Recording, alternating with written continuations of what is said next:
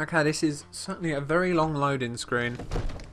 Sadly, that is the one of the curses of having a console version of this sort of game. Well, any console game loads quite slowly. If you have a PC that's quite up the top-notch PC, then it doesn't usually take that long to do loading screens, at least from what I've seen.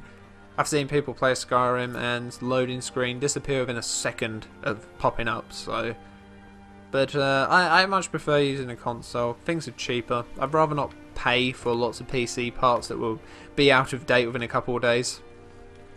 Anyway, it's now late afternoon. Jair's gonna sort of rendezvous with no one, but he's going to head back to the Band of Mare, and he's going to go back upstairs. He imagines that he still has use of the bedroom for now, and yes, it is. I managed to get into the Jarl's quarters and steal from one of his guest bedrooms with ease. I just thought he wasn't actually saying that. Obviously, he was saying it in his head. But the fact that Jair managed to do that is ludicrous.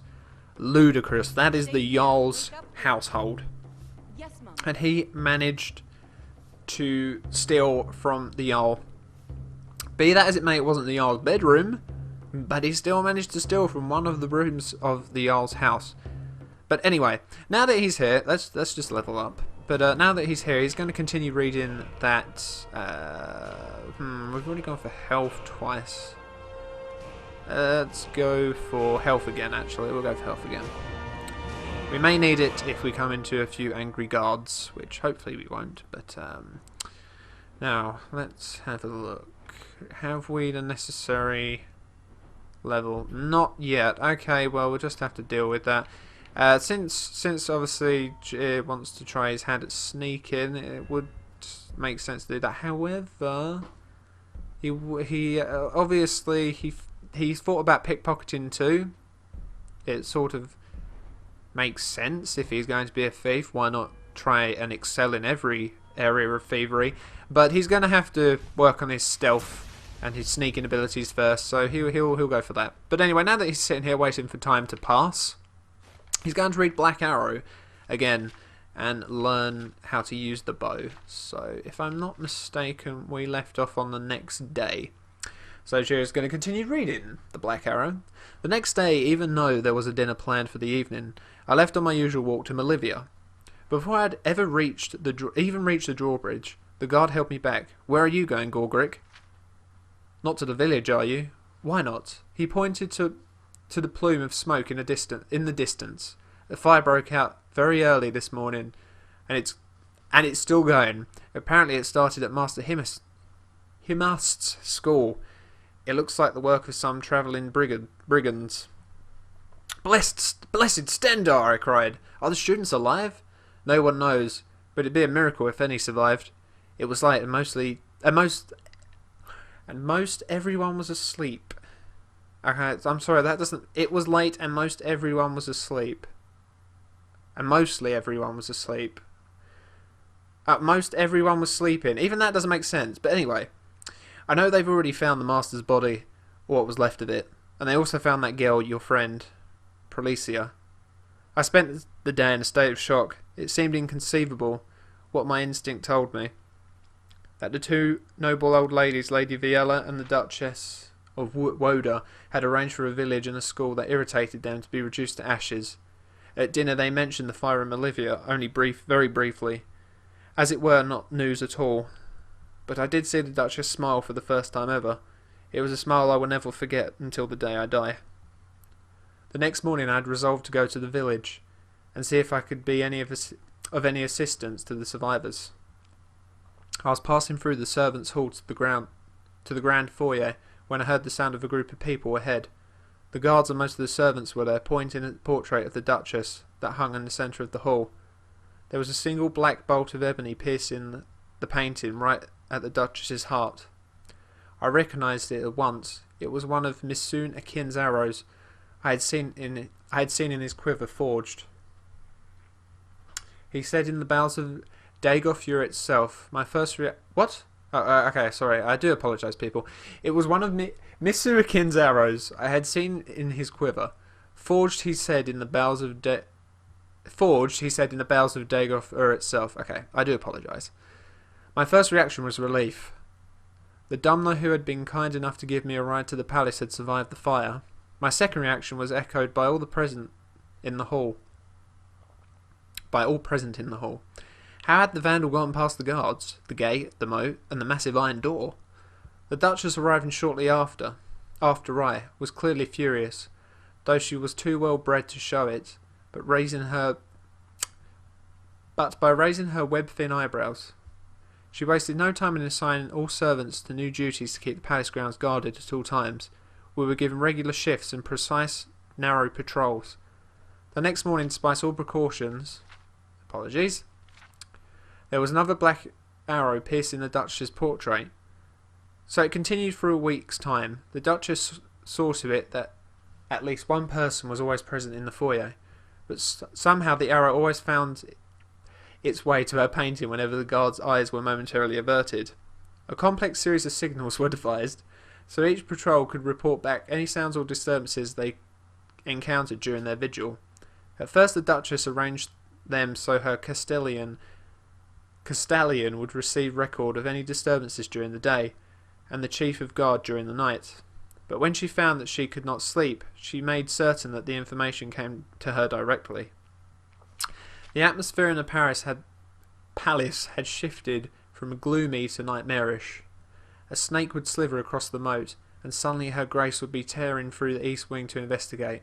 A strong gust of wind ruffling the leaves on one of the few trees in the lawn was a similar emergency.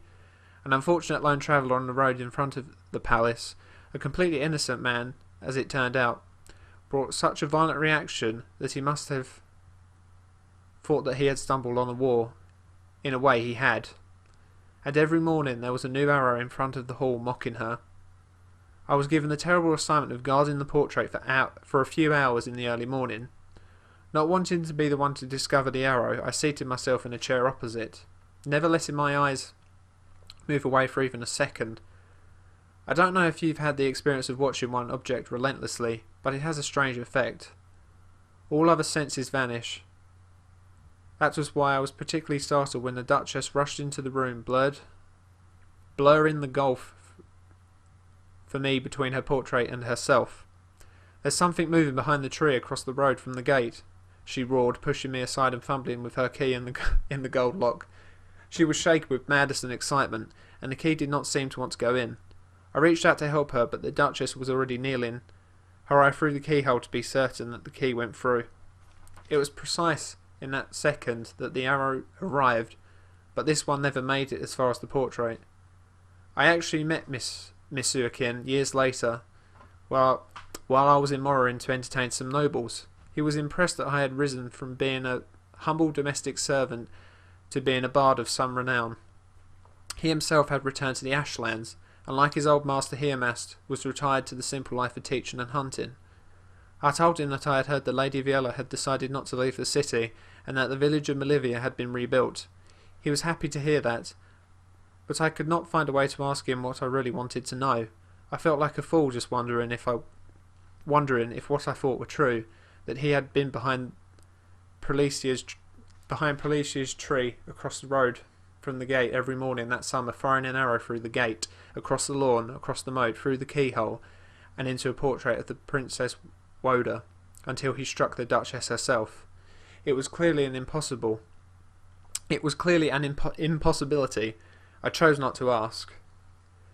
As we left one another that day, and he was waving goodbye, he said, "I am pleased to see you doing so well, my friend. I am happy you moved from that.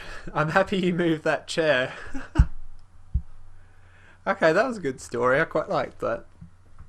So now that he's read that, I can imagine he's taken some tips and hints from that from the story of how to use a bow. And let's just say, for a couple of hours, he sat there reading it, studying the sort of literature, and he's managed to figure out how to use a bow. But that was what on earth? No, invisible lady. I don't know why she keeps asking me that and then saying please no more questions when I haven't asked her any questions in the first place. Oh, okay, that's interesting. I've never seen children in here before, but okay. I hope you're not drinking mead. But that was quite an interesting story. I do apologise for my stuttering and reading. I'm not the best at reading aloud, but hopefully you guys enjoyed it, and I'll read some more stories. If not, well, I understand.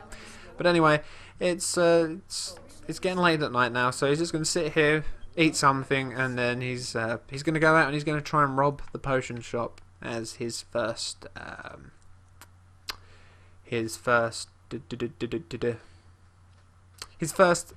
proper thievery, as it were.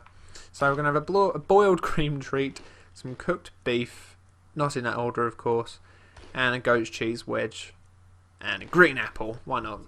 Because he's quite hungry now. But his hunger has been sated, of course, from eating all that food.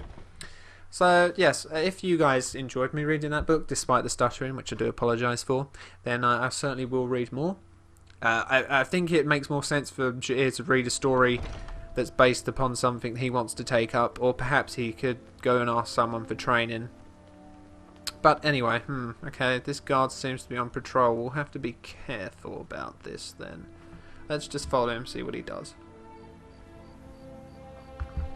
Please excuse me, I was drinking some green tea there. Which is completely plain with a spoonful of honey. But I never seem to be able to taste the honey at all, but that's probably because I've only used one and not like 50 billion pieces of spoonfuls of honey. But anyway, enough of the tea. So, other than the blacksmith who seems to be walking away, the coast is pretty clear. It's late at night. He can imagine that Arcadia herself has gone to bed. Or probably not, because the door is still open. Well, it is better that he gets in there while the door is still open. And what he's going to do is he's going to go over into this corner. He's going to blow out these candles. We'll imagine he blew out the candles and he's now hiding close in the darkness. And he's going to wait a couple of hours inside here. And for those couple of hours, he's just planning how he's going to steal and how he's going to pull it off and what he's going to do after. Oh. Well, nice one, Skyrim. Breaking immersion there, aren't we? Okay, this isn't working. Was what I hope it would. Thanks, Skyrim, for breaking the immersion. Okay. Well, once we leave, it's not close. Okay, let's just say he stayed in the Banded Mare for a couple of hours after eating dinner, and she's still... There we go, much better. Okay, so it's now midnight. Perfect time for thieving. And I thought that the game would have closed up the shop by now, but there you go, that's just the way it is. It's a lovely starry night, and Jair could sit out here and just look at this beautiful starlit night, but he has some practice to be getting on with, and this is yet another slightly harder lock, which he's happy about because he needs to get lockpick practice. So, however, he is limited to lockpick, so he should be careful with the amount he has. Ah, there we go. Second attempt, not bad at all, not bad at all. He's getting much better at those adept locks. Of course, he doesn't. Obviously, they're not labelled adept locks, but there you go. And okay, there's some bread. Not really interested in that. Nothing in this room of much value. But he's going to take that boiled cream treat because, yes, he wants it. He has. Ah. Okay, that's unfortunate. Okay. Again, Skyrim breaking the immersion. Honestly, it is very irritating. But there you go. Who are you? I was doing nothing. But he's come to realise that his heavy armour is probably one of the reasons why he's so easily being detected. But he's let's try it again. Hopefully, I can't imagine she'd be able to hear him very well. But oh well. Let's take this very slowly. Jair, very slowly. But there's a book on the table. I sell cures for all ills. Oh, you are joking, right? Right, she can't hear us. I'm sorry, she can't. She's not there. But he's noticed this table.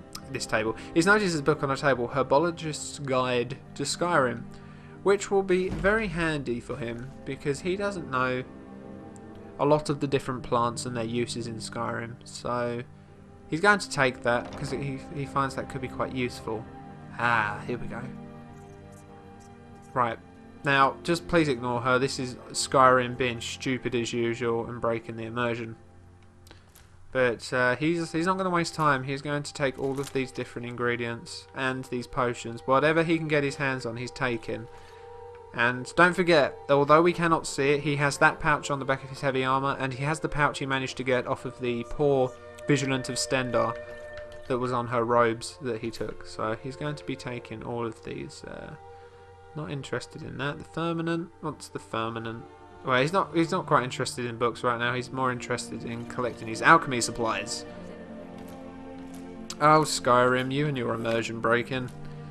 Ah, that's a shame, but oh well. So right now he doesn't seem to have alerted her at all, and again the thrill and the excitement is coming back to him, and he's very much enjoying this. He's you know, he shouldn't be, but he's getting a lot of doing something like this that's wrong is very exciting, and he's certainly starting to get a little drunk on excitement and the thrill of stealing. I don't know why we just took those. Those aren't very alchemical ingredients. Boots and what were the other things? A skull. We took a skull. I'm not quite sure why, but oh well. Death bells. We'll be taking them. That taproot. That one of the items that most intrigued him because he's never seen a taproot before. And can we get these around here? No, because be quiet, woman. Dried frost Miriam. Okay, right. Well, he's basically cleaned house right here. But he's going to go around the front. He's going to spend even more time here, and he's going to take those other items that he didn't manage to grab from behind the counter. And he's also there's a few more in this pot, it seems, some white caps, which he won't let go to waste, of course. And obviously every second he's in here, the more he's in here, the more chance he has of getting caught. So, and he's got this in mind, but he knows that he needs some good practice, and to stay longer is better practice, because that means that he'll be able to stay much longer when he's thieving from the big wealthy people who he plans to target in the future. And we have an adept lock here, so you can imagine this could be storage for her alchemical supplies. And oh dear, we snapped another lock. We're going to have to be careful. He's not quite sure where he's going to be able to replenish his lockpicks if he breaks them all. Hopefully he'll be able to find a place. Some gold, that's not too bad, but not really, not all that much. He's going to take those carrots because he could use them for cooking. But now that he's basically cleaned up shop here, he's taken everything of alchemical use. He is now going to leave this place, and he's just remembered he should try and leave it in exactly the way it was. Not like of course she's not going to realise that all of her bits are gone. Of course she is, but the less suspicious looking things he leaves, the less chance they will be able to frame him for the crime. So that went pretty well, I have to say myself. That went pretty well. He managed to completely clean out the alchemical shop, and he's gonna continue sneaking because he doesn't want to sort of get caught. He doesn't want to get caught out here. Oh, what on earth? There's a young girl just sleeping on the ground. Interesting. He's quite confused at that. He's quite confused why that girl is sleeping there, but okay. So yeah, he's going to move around the back, and hopefully the guard isn't looking. Oh, okay, hopefully. I can't imagine. Well, okay, perhaps they will be able to see him. But anyway, he's going to make it back into the bannered mare. So that certainly wasn't a bad thievery. He wasn't caught, and he managed to get all the alchemical ingredients from that shop. So altogether, quite a good night of thieving.